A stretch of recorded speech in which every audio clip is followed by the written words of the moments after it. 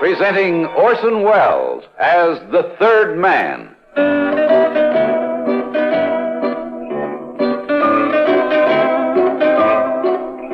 The Lives of Harry Lime. The fabulous stories of the immortal character originally created in the motion picture The Third Man, with zither music by Anton Karas.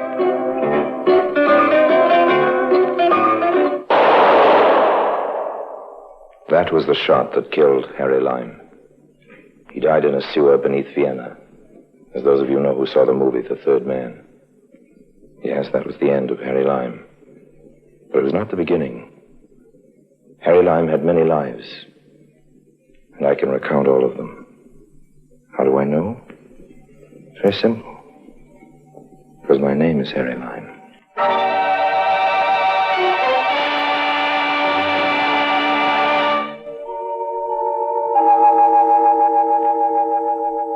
You know, I've always believed in saying it with flowers. It's a nice, expensive language. And in my experience, an orchid unlocks more doors than a skeleton key. Besides, you can say and mean so many things with a bunch of flowers. Remember the old saying, orchids for riches, roses for passion, lilies for purity, and so on. Of course, for me, some flowers have a different meaning. Roses, red roses, remind me of an ash blonde with gray-green eyes. That's another story.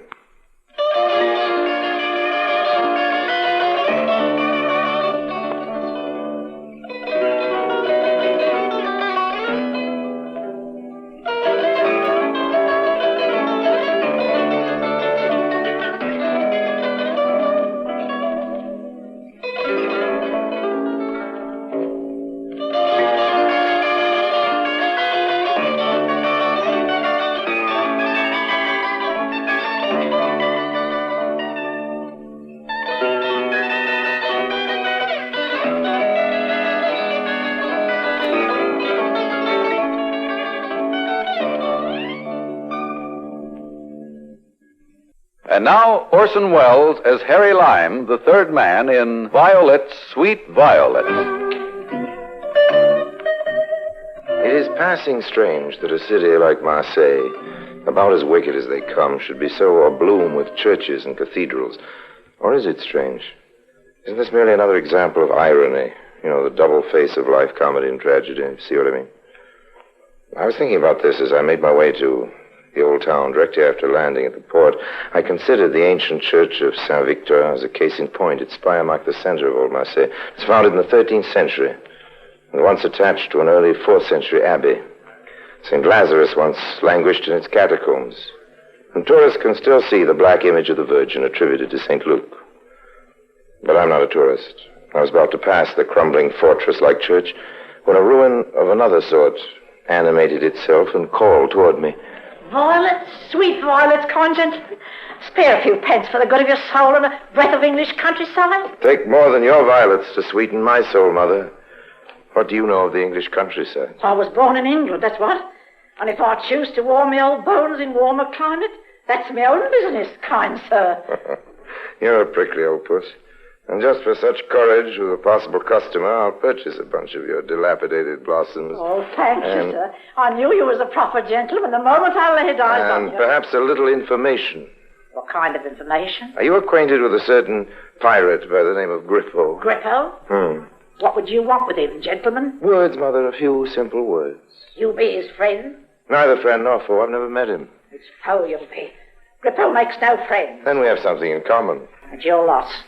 You can find him at Crow's Nest, Salem Saloon and Lodging, down the next street and one over. If you can't miss it, just pull your nose on the noise. An unsavory beginning for a sinister character. But with all Gripple's alarming physical peculiarities, the fellow drew me like a magnet. For I'd had word on excellent authority that he was king of the thriving black market trade in Marseille. As I approached the Crow's Nest, I agreed with the old violet woman most heartily, and entered the noisome place, twirling my bunch of violets.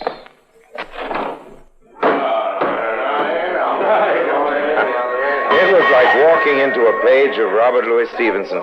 Ships' lanterns lighted the place, fishing nets and cobwebs decorated the walls, and I swear that some of the patrons boasted barnacles.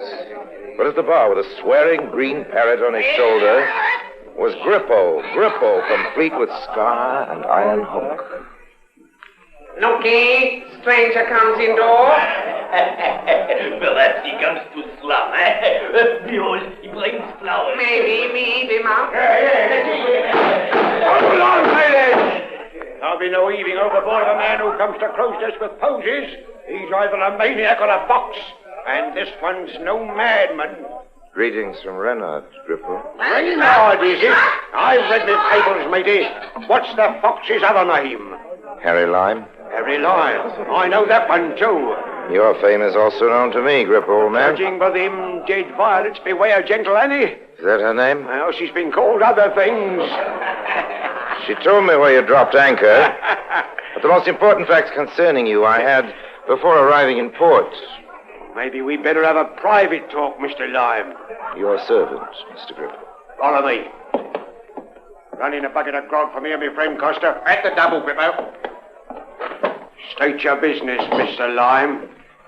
What are those who say you control the black market in Marseille? Oh, you're a cool one. Supplying scarce items to the populace for a price. Grippo's price, isn't that it? Well, I want a piece of it. You don't think much of your life, do you, matey? Oh, on the contrary, I think rather well of my lives. Lives? As of a cat, I have more than one, old man. I realized I wouldn't be the first victim to feel your hook in my throat, Gripple. This I guarantee.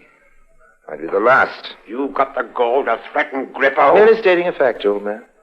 I'm not altogether alone in Marseille. I have friends, associates, who could even reach you. You're a liar. Try me. Maybe we can make a deal, matey. My business is expanding. I could use a sharper like you. Well, you're beginning to sound more intelligent. You don't like me any more than I like you, Mr. Lime. It's a fine start. We should do ourselves some good. Ourselves and no one else. Aye. Meet me tonight over on south bank of Old Harbor. There's an old warehouse there, last one on the dock. Abandoned, they say. But you say differently, hmm? Come and see for yourself, Mr. Lime. 11 o'clock? 6 bells, is it, Gripple? Maybe we got more in common than I thought. Have another slug of grog, matey, eh?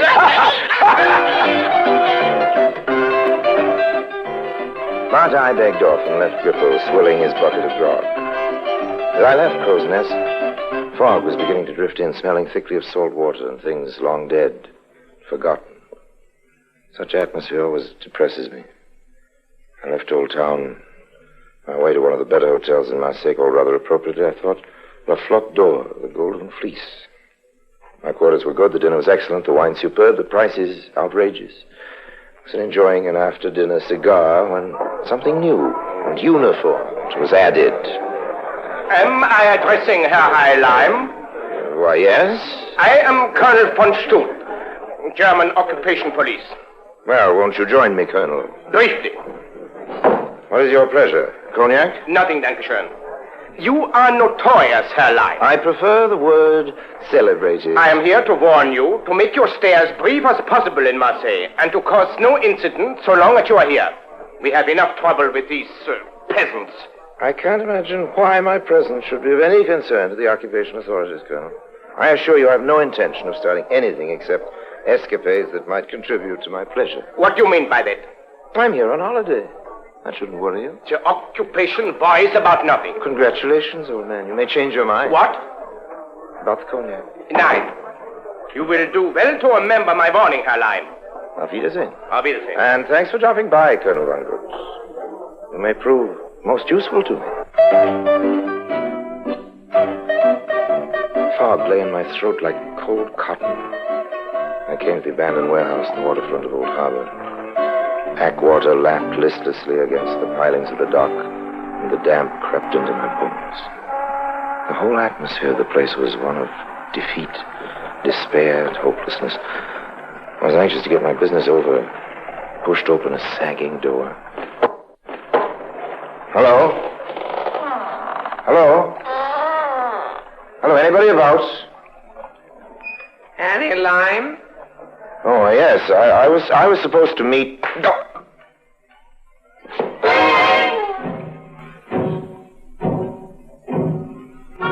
He has nothing, Grippo? Not even knife? More for him. Look, good chink, he's waking up. So, you've come back to us, Mr. Lime. My, congratulations, Gripple. Hey? Congratulations for not dropping me into the sea after your cabin boy slugged me. What's this about cabin boy? Oh, pay no mind, Chink. But as for chucking you in the arbor, matey, that would have been too easy. Easy? I want to see you squirm a bit before sinking you. Didn't think I'd let you walk in nice as you please and take over my hard-earned living, did you? Oh, certainly. I still intend to, Gripple, man. Oh, listen to him. Funny. But, Colonel Von Goot takes an even more humorous view of the situation. Did you say Von Goot? Oh, I did. You know him. That is why he come here so bold. He has got protection from the... I don't think. I'll sign you on, Mr. Lime, but it's going to take more than your fancy talk or Von Goot. How do you mean? Everybody's again me, the police, both French and occupation. Now even the French underground's after me skin. I'm afraid to sell. You find a safe way of making customer contact, matey, and you're in. But can't your corrupt colonel assist you? How'd you know that? Of course I knew it. Else why should I mention his name? Still no like him, Gripple. You like your money, don't you? Sure. And stay out of this. After all, Mr. Lime asked for this. It's his neck. And with that reassuring spirit of goodwill, would you care to show me your stockpile of goods, Gripper? After all, before I can sell, I must make sure of my merchandise, since my life depends on it.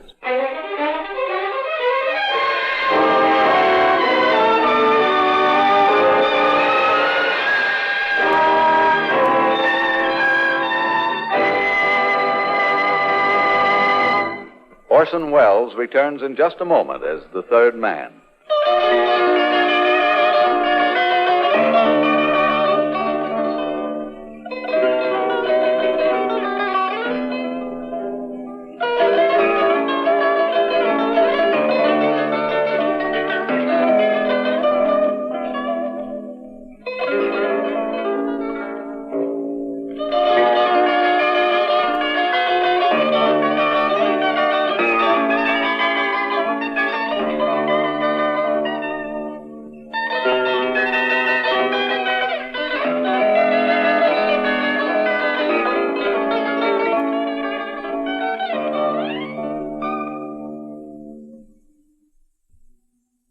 And now Orson Welles, as the third man, continues with Violet, Sweet Violet.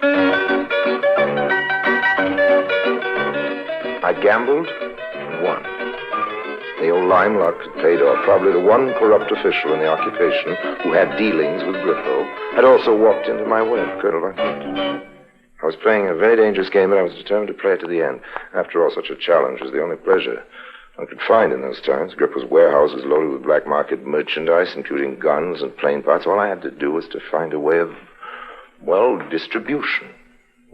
Then I remembered a cracked voice and the odor of faded violets. Violets, sweet violets. Who spent a few pence for the good of their soul on a bit? Oh, it's you, young gentleman. Good morning, Annie. Did you find Gripple? Yes. It's a bit raw for you to be out today, Mother. Me diggings are no better. What with me gas turned off and me landlady wanted to lock me out if I don't pay me fast rent. Supposing I buy out your stock and we go over to that inn for something warm, Annie? You'd go into the inn with the likes of me? It would be an honor. Come along, Mother.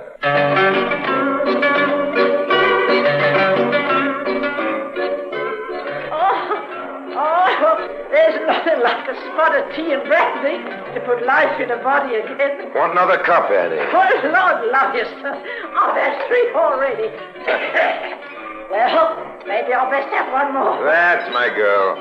I'll brew the potion myself. Oh, I never thought gentle Annie would see the likes of this again. Oh, why not? Oh, if it had been 40 years ago, when I was animal wear. But I was the toast, Mr. Lime. Would you like to repeat? Violet, sweet violet. Please, Annie, I want to help you. Why? I've already told you. Perhaps I can make up in a measure for all that heartbreak you had before. You've got a heap of mending to do, Mr. Lime. Then how's this for a starter? I'll bring you flowers from the wholesale market. The best and freshest blossoms I can find. And they won't cost you a penny. Do this for me? If you'll do something for me, Mother. Anything, Mr. Lyon, anything. You're going to have the briskest floral trade in Marseille. And whoever asks you for violets, sweet violets. Now remember. Violet, sweet violet. Master, that's my own song. Yes, but they must say those exact words when they make a purchase. When they do, Yeah. you give them my address. I'm staying at the front door, the Golden Fleece. Golden Fleece. There'll be someone who'll give you envelopes. These I will collect every evening. You got that? You have business with such folk? Or call it the business of, freedom. Freedom. The underground. Oh, it was a fine, brave day that brought you to Marseille and gentle Annie, Mr. Just Lyon. follow my instructions, Mother. You make us both happy. That I will. And now another spot of tea.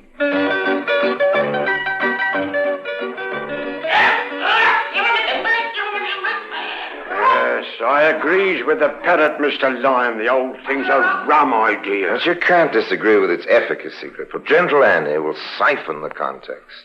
Either come to me at the Golden Fleece, or leave the money in the envelopes to the larger merchandise. Best of all, nobody will suspect. Annie has sold her wares on the steps of St. Vincent's for years. How do you know it'll work? How do you know it'll fail? Well, I'm not the one to wait to find out. Buying flowers to sow black market. What's this business coming to? Things are difficult the whole world over, old man. How about another bucket of grog with me, Mr. Lyon? Not tonight, Grip, old man. Remember, I have to be up with the birds. Buy violets while the dew is still fresh.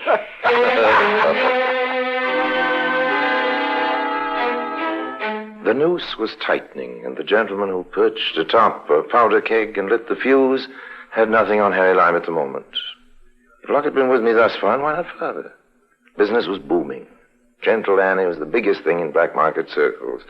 She could have known she was more famous now than she'd ever been in the old music hall days. And then suddenly, like a bolt from what they like to call the blue, the envelope trade fell off. 1 day, 2, 3. I questioned Annie.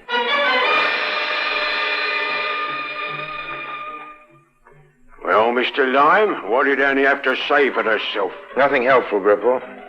I believe she believes in elves. Now, what would you suggest? Should I go twist her arm? If you don't, I will. You? Find out what's happening to them envelope orders, Mr. Lime, or it's her neck and yours.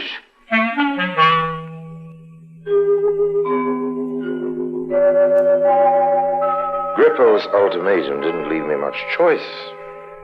It rained the next day. I passed St. Victor's at high noon. Annie was loyally crying her wares. I visited her again just at dusk, settling down for a sudden night. I didn't announce myself, but moved into the shadow of the fortress-like pillars of the ancient church. Violet! Sweet violet! They smell the sweeter for the rain. There were no buyers. I saw several envelopes on a tray.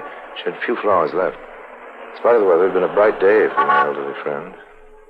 Annie sighed, pulled her shawl tighter, and was getting ready to close shop when another pedestrian appeared, a taut, thin woman who might have been beautiful once. Her hair was tawny in the fading light, her voice hard and brittle. She darted toward Annie. I want to buy your flowers, Annie. Eh? Oh, it's you again, girl. Get 'em out. The violets. One bunch. Oh, it's coming on, ready to leave. You better spend your pennies for bun and milk, girl. From the looks of you could stand some food. As Annie fumbled with her blossoms, the woman snatched the envelopes and whatever money she could. I had my thief, just ready to move in. And gentle Annie caught her in the very act. Here, what you doing? Stealing? Let me go. You No! Don't you go! Shame! Stealing from an old woman! It's a filthy Help! Peace! Murder! It's all right, Annie. It's all right. I'm here. Help! I'm being robbed! I'm being robbed! I said quiet down. Oh, now the fat's in the fire. Food I wanted, just money for Rob an food. old woman and steal from me plenty of too. Hello. What is the trouble here? Huh? Who helps you? But there's us here, that's all. Well, there's really no trouble at all, officer. I was didn't do just... anything. I was only She's in the hungry. house, not me all I'm in a alone. fight for that. I'm starving. Enough. I We need shall all go to anything. the station. Oh, Where there at least are. it is dry. Oh, but officer... Come. Vite, monsieur, s'il vous plaît.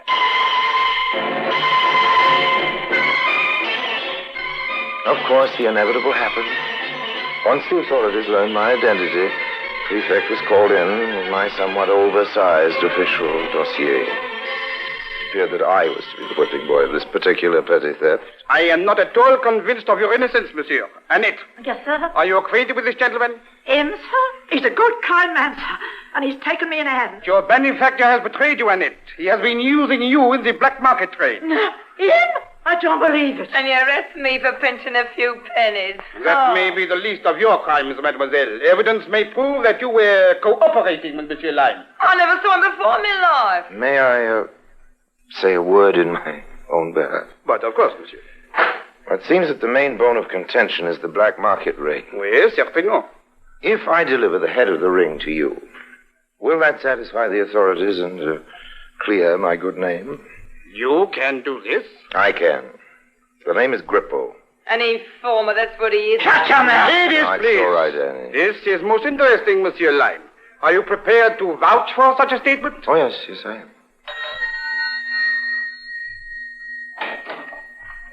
Oui, monsieur le préfet? Have the kindness to ask Colonel von Gut and the second witness to enter, s'il vous plaît. Immédiatement, monsieur. And good. Oh, sir, does this mean more trouble for you? I'm beginning to wonder, Annie. You sent for me, Herr Prefect? I understand that the occupation had information on this man, Colonel von Gut. That is correct. Herr Lime is an international confidence man, capable of any major crime. No! And you, monsieur, you are called... Just you call me Chink, mister. That is all I ever answer But to. this man... Monsieur. And now, Monsieur Chink, I understand that you have charges. That me do. This Mr. Lime comes to Crow's Nest, tries to Gripple into black market deal. Well, monsieur? This man's story is a pack of lies, monsieur. He is Grippo's axeman. It is Mr. Lime's word against mine, Prefect. I order Herr Lime's arrest. May I offer a way out of this crisis? No believe what he says. He's smooth one. Gripple You told... see, gentlemen, his own words have hung the chink. Well, I must admit... And if I bring in Grippo, while your men are investigating the abandoned warehouse on Old Harbor... I want no unnecessary trouble. If Herr Lime guarantees to eradicate the black market trade here in Marseille, we have no further interest in him. Thank you, Colonel. And now, Monsieur le Prefect? we shall wait until you begin Grippo, Monsieur Lime. Then we shall discuss your future.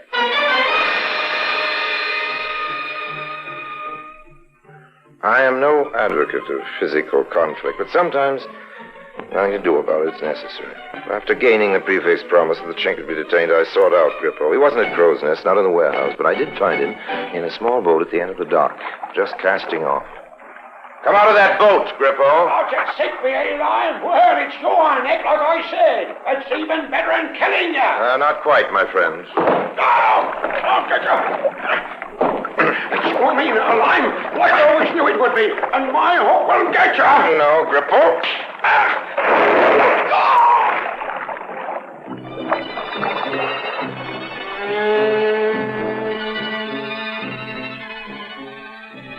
I was most untidy when I delivered Grippo to the authorities. Dampish and somewhat bloody. But the law was satisfied, at least insofar as the occupation was concerned. The black market ring was ended, and I had a clean bill of health. But the French prefect suggested that I take passage on the next ship out. In fact, he was at the dock to see me off.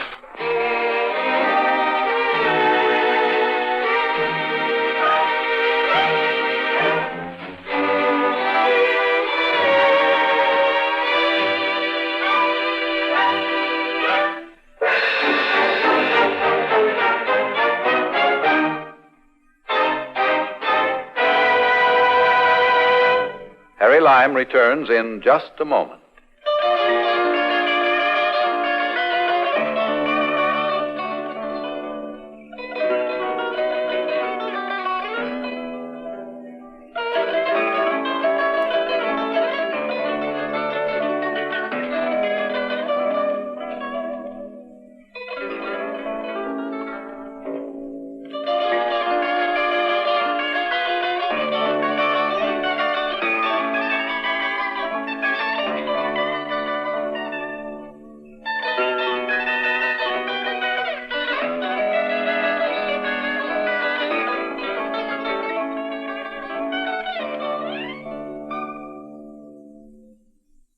And now, Harry Lime. I call this story Violets, Sweet Violets. Now maybe you know the reason why. Flowers can mean so many things, and if ever you should want to send me a message that reeks of villainy most foul, send me a bunch of violets. And say it with flowers.